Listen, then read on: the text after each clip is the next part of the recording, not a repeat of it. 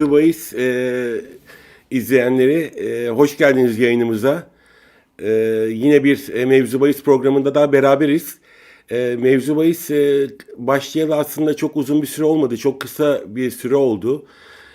Ama ona rağmen sizden çok olumlu, güzel eleştiriler aldık. Geri dönüşler aldık. Çünkü insanlar bizim yaptığımız için zorluğunun farkında. Çünkü sizi Avrupa'nın, dünyanın çeşitli yerlerine götürüyoruz. Orada uzman arkadaşlarla çalışıyoruz. O lige hakim olan arkadaşlardan tahminleri ve kuponları alıyoruz. Takdir edersiniz bu öyle kolay bir şey değil. Bayağı bir çalışma gerektiren bir olay. Ve sizden gelen olumlu, güzel eleştiriler, geri dönüşler bizleri daha da cesaretlendiriyor, motive ediyor. Ve farklı şehirler, farklı ülkeler arayışlarına sokuyor bizi. 4 şehirle başladık. Biliyorsunuz 4 ülkeyle Fransa, İtalya, Almanya ve Hollanda'yı yaptık. Bugün başka farklı bir ülke daha ekliyoruz programa. İlginç bir ülke Rusya'ya ekliyoruz. Rusya Ligi'ni masaya yatıracağız. Orada Moskova'da şu anda beni arkadaşım bekliyor, Alex Smolyaninov. Kendisi bir yerel gazeteci, kulüplerle ilgili, taraftarlarla ilgili dünyada çeşitli belgeseller hazırlayan bir arkadaş. Bu işleri çok iyi bilen, çok hakim bir arkadaş. Bakalım bu hafta sonu Rusya Ligi'nden ne maçlar verecek bize. Ben şimdi hemen kendisine bağlanıyorum. Moskova'ya gidiyoruz. Evet, Moskova'dayız. Hello Alex, welcome to our program. How are you? Hello to all people who connecting to us. Today I'm fine. We are in Moscow and we speak about Russian Premier League. So I want to show you some places in Moscow. Right now I'm on Red Square. You know this place. This is the symbolic place of Moscow, and this is the main square of Russia. And I think so many tourists who go in. Rotate my phone. Who go into Moscow. The first time they are going to Red Square. You can see the Lenin mausoleum. You know this place. And as you can see, this wall, this is big wall.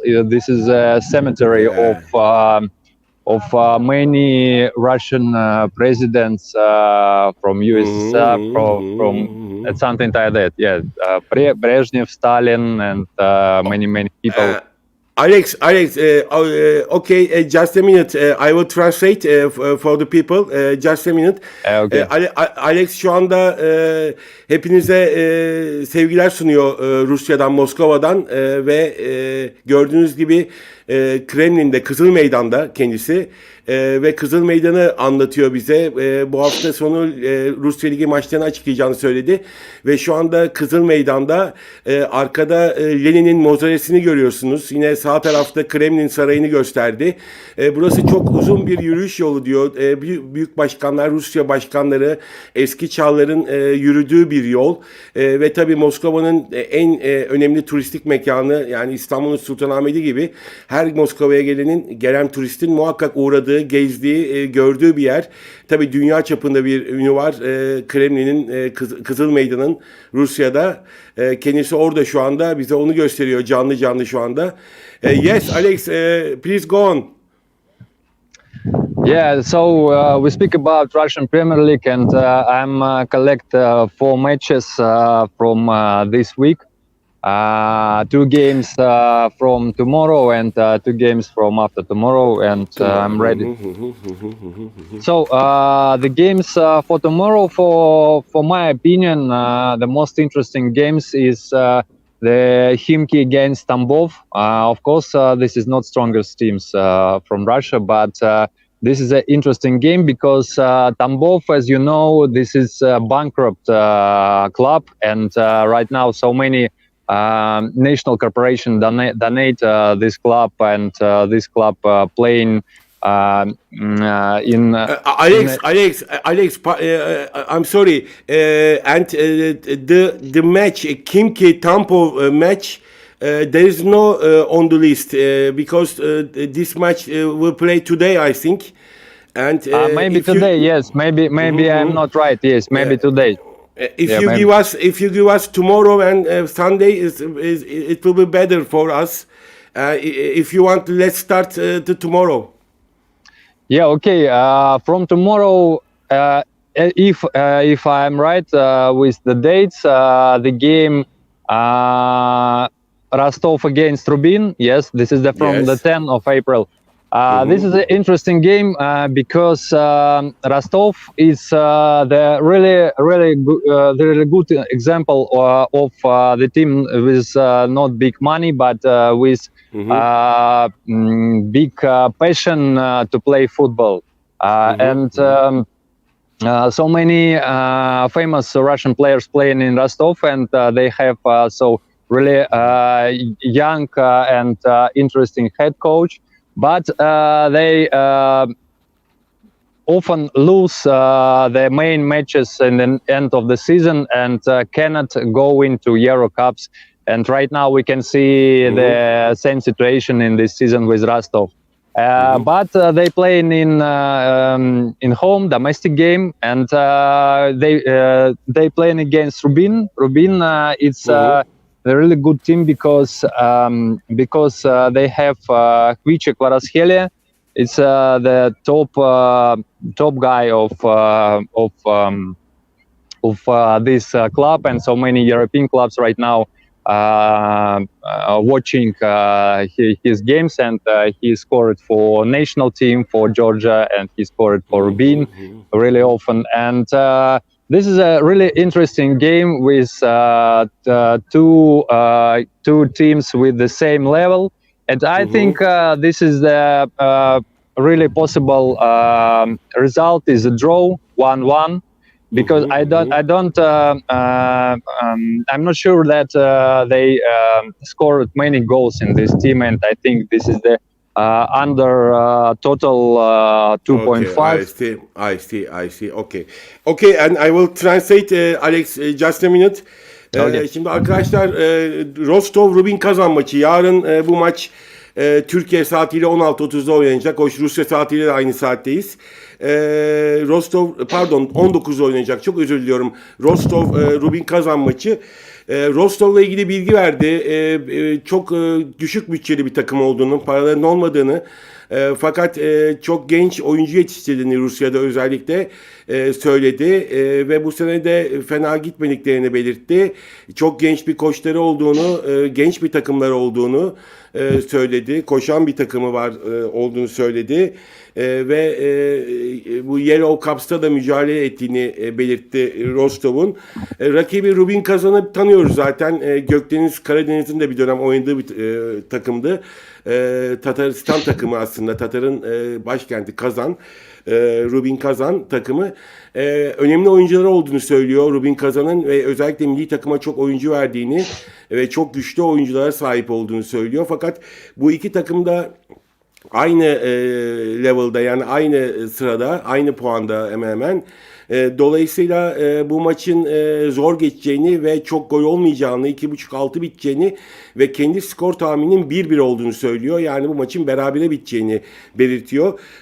Beraberlik oranı 2.65 bu maçın. Ve alt oranına bakalım, 2.5 alt oranı ne veriyor? Evet, 1.35 zaten Rusya'da klasiktir. 1.35 bir alt oranı var. İsteyen bu maçı direkt sıfırda geçebilir. 2.65 oran var. Yes, Alex, thank you. Let's go to second match. The second match, it's the game Sochi against Zenit St. Petersburg. As you know, Zenit St. Petersburg is the strongest team right now and the richest team in Russia. Every time, very, very rich. Every time power. Yeah, Every they time. they have a good sponsor. This is Gazprom and Gazprom Neft. This is a national corporation. Yes, and so they have so many players. But the funny story that the Sochi right now is the farm club of Zenit St. Petersburg. But not so many people speaking about this in the public. But so many people know about it because this is the club.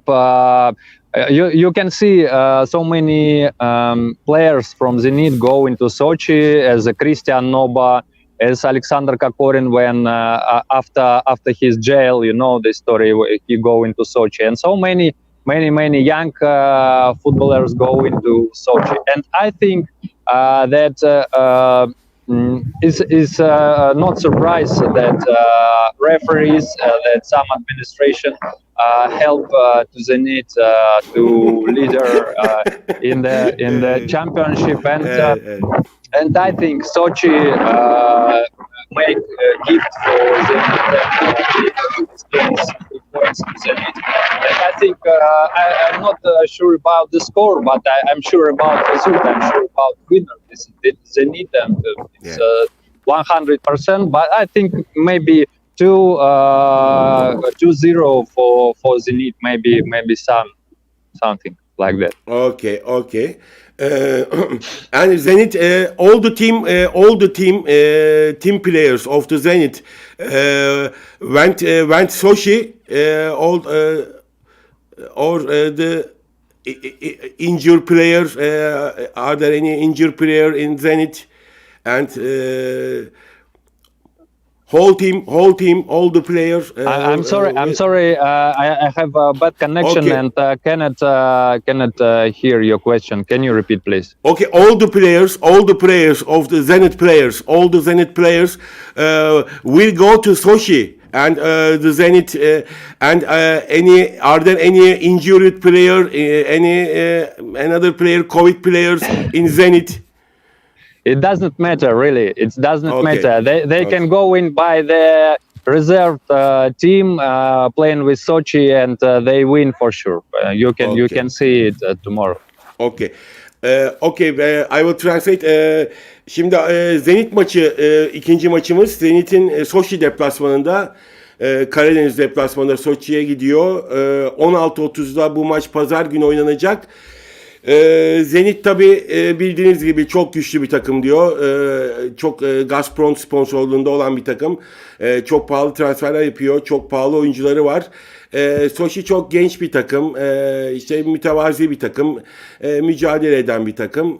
Ve tabi Zenit'i hakemlerin de biraz kolladığını söylüyor. Çünkü Şampiyonlar Ligi'nde falan da oynuyor diyor. Ve dolayısıyla bu maçın diyor yani kesinlikle Zenit'in kazanacağını ve 2-0 gibi bir sonuç alacağını söylüyor. İsteyenler handikapta oynayabilir bu maça. Ama Zenit'in kazanacağını söylüyor. 1.40 bir oranı var. Ben dedim hani sakat bir oyuncusu var mı? Covid'li oyuncusu var mı? Bütün takım mı gidecek oraya diye sordum. Ama hiç fark etmez dedi. Çünkü Zenit çok güçlü bir takım. Karşısındaki takım da çok genç ve tecrübesiz bir takım. Her ihtimalle %100 bu maçı Zenit ne olursa olsun kazanacak dedi. Ve 2 oranı var. 1.40 oranı var Zenit'in galibiyetini. Yes, Alex. Let's go third match. The last game, this is a big Moscow derby. The derby against Lokomotiv Moscow and Spartak Moscow. And this is the central game of this week, because Spartak Moscow on the second place and Lokomotiv on the third place. And they have 4 points, 47 is, if I'm right, of Spartak Moscow, and 43 of Lokomotiv Moscow. And Lokomotiv Moscow have a domestic game against Spartak, and this is always big and hot game. But right now, if we can check the table, we can see that this is maybe one of the biggest games of the end of this season. And so I can see that. So my favorite is Spartak Moscow, and I think that Spartak Moscow win this game with 1 goal. I think they scored 2, and Lokomotiv Moscow scored 1. Why I think so? Because Spartak Moscow have really good emotional right now with this transfer with Quincy Promes, from Ajax. He came back to Moscow, and they have a top attack line with Sobolev, with Promes, with Jordan Larsson, and with a good midfield. So they have a good attack, but maybe not so good defender, because as I know that their main defender, it named Gigo from Gigo. France. Yeah, he is injured, as I know, and he cannot play in this game. And Spartak Moscow, in Spartak Moscow. Yeah, in Spartak Moscow. Mm-hmm. And what I can say about Lokomotiv? Lokomotiv, yes, this is a good team too, with good players, with really good players. But I think these emotions of Spartak Moscow is I don't know how to explain. It's the better than Lokomotiv Moscow, and they can win by these emotions, by this passion, and something like that. And we can see it in the last games of Spartak Moscow. They have wins 5-1, 6-1, and something else. So they have a good emotion skills right now, and this is the way to win in this game, in this big derby. Big derby, yes. And in Luzhniki, this match will play. No, Luzhniki. Lokomotiv Moscow have their own stadium in Cherkizovo. It's called Lokomotiv Stadium. I wasn't knowing because there had been many times. I had been in Moscow 20 years ago, and then. And Lokomotiv Moscow was playing then in Luzhniki Stadium. I know. Yeah. I think 20 years ago they not rebuilding this stadium, but right now it's a beautiful and interesting stadium. Okay, thank you very much. And thank you to you. Okay, and how is the COVID situation in Moscow, in Russia? Really nice. COVID. Huh? Really nice. Really, yes, we just walking on the street. Cafe, bars, restaurants is open, and relax about it. You can travel by the city transport without mask. Yes, we have rules about mask, but not people put it on this face. So. I want to say that so many people say about our government that you don't ready to this epidemic, you don't ready to this, you don't ready to this. But as we can see right now, our government is ready to this, and we step this epidemic going to another world. Yes, it's very important, and there is no restrictions by the government. I understand. It's very good. I hope the COVID finishes and goes out from the world, because in Turkey it's very bad, unfortunately, at the moment. I hope the COVID goes out immediately from the world. Thank you very much, Alex. Thank you very much for your. Okay, thank you for your forecast. Thank you very much. See you again. Bye. See you. Okay, Moscow. Thank you very much. Evet, ben Alex'in bu üçüncü son maçını da söyleyeyim kendisiyle ilgili. Bir derbiyi söyledi. Lokomotiv Moskova, Spartak Moskova derbisinden seçmiş. Şöyle diyor, Lokomotiv'in sahasında oynayacak bu maç. Çok büyük bir maç. Tabii ki bir derbi. Rusya Moskova derbisi. Fakat Spartak Moskova'nın bu maçta deplasmanda olmasına rağmen kazanacağını söylüyor. Ben hatta Luzhniki'de mi oynanacak dedim maç. Tabii ben eskide kalmışım. Yok dedi, yeni bir stat yapıldı. Lokomotiv orada oynuyor maçlarını. Her iki takımda da çok iyi oyuncular var. Birisi ikinci durumda Spartak Moskova, üçüncü durumda Lokomotiv diyor. Aralarındaki puan farkı çok az dedi. Dolayısıyla çok önemli bir maç. Haftanın zaten maçı. Fakat Spartak Moskova kazanacak dedi. Çünkü çok iyi oyuncuları var. Özellikle orta sahada Larson'dan bahsetti. çok formda olduğunu, orta sahada gole dönük bir oyuncu olduğunu, çok rahat gol attıklarından bahsetti ama aynı oranda defansta sıkıntıları olduğunu, Gigo Fransız oyuncu defansının en önemli oyuncusunun oynamayacağını, sakat olduğunu belirtti. Bunlar tabii onların handikaplarıydı ama şu bir gerçek ki Spartak Moskova bu tip maçları özellikle Lokomotiv karşısında çok farklı oynuyor. Duygusal anlamda, motivasyon anlamında üst düzey oluyor onların motivasyonu. Ve genelde de çok enteresan sonuçlar alabiliyor. 4-1, 5-1, 6-1 gibi böyle spektaküler sonuçları da zamanda imza attığı olmuştur diyor. Lokomotiv aynı şekilde çıkamıyor biraz Sparta karşısına. Onlar o kadar iyi motive olamıyor. Bir ters gelme durum var herhalde kendi takımlar arasında. Dolayısıyla Lokomotiv diyor Spartak maçlarına çok diyor sinirli ve stresli çıkıyor. Dolayısıyla kaybetme olasılığı da çok daha yüksek oluyor dedi. Ve bu maçta 2-1 gibi bir sonuç verdi. Hani üst biter gibi söyledi. Tam onu söylemese de verdiği kuponda 2 olarak geçti. Spartak Moskova 2-2-15 gibi ciddi bir oran var. Kesin kazanacağını söylüyor Spartak Moskova'nın. Ben isterseniz kendi verdiği kuponu bir toplayayım. Sağ olsun Moskova'dan, Kremlin'den canlı yayın yaptı bize. Gördüğünüz gibi bayağı bir turist var. Covid durumunu sordum Rusya'daki. Şu anda bir sıkıntı yoktu. Herkes maskelerini takıyor. Hatta insanlar hükümete söylüyorlarmış hazır değilsiniz buna falan. Hayır diyormuş hükümet biz hazırız. Merak etmeyin diyormuş. Her şey kontrolümüz altında. Zaten diyor bütün restoranlar, kafeler açık. Gördüğünüz gibi diyor turist kaynıyor diyor. Moskova her yer açık diyor. Turistler gelip gidiyor diyor. Şu anda öyle bir çok önemli bir sıkıntımız yok Allah'a şükür dedi. Onu da sevindik tabii Rusya adına güzel bir şey bu. Ben tekrar bir maçları toparlayayım kendi verdiği maçları. İlk maç Rostov Rubin Kazan maçını verdi bize. İlk maçıydı bu.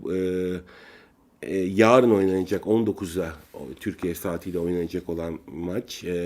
Rostov Rubin Kazan aynı saatteyiz zaten Rusya'yla.